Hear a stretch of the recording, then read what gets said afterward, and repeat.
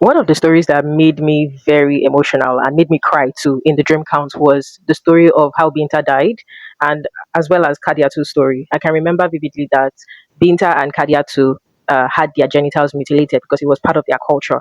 It was something that they did. They talked about purity and how that it would help a woman behave herself and stay pure and true and prepare her for marriage and all of that, chaotic idea or mindset.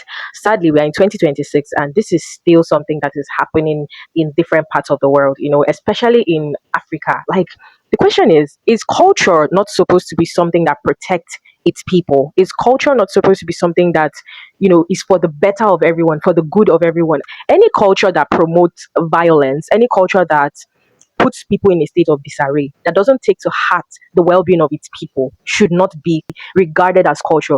It should be regarded as something that puts human beings at stake. And I find it difficult to understand how people could promote female genital mutilation over the years. I find it difficult to understand, especially because this is something that people have died from, right? This is something that some people could not, live through.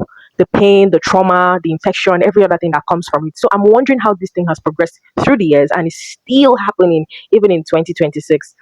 So today is the day of zero tolerance for female genital mutilation. And this is a reminder to people out there that this thing that seems odd, or this thing that is seemingly not known by a lot of people, is still happening. Okay, little girls are having their genitals mutilated in different parts of the world. Something is done to a person without their consent. You are constantly telling the person that they don't have, a say in their own lives. Mutilating a girl's genital is just like telling her your body is not your own. Okay, anything can be done to you. We wonder why people, allow certain things happen to them. We wonder why abuse is constant. We wonder why the cycle keeps continuing. But we fail to see that in the little elements that make up society, in the little elements that make up culture, these things are already there. Okay, I just wonder when Africa, as a continent, will stand up for what is right and not for what we feel is right. Culture is culture because people have adhered to it for so long. How about we shift the narrative and adhere to something better? And that becomes the culture.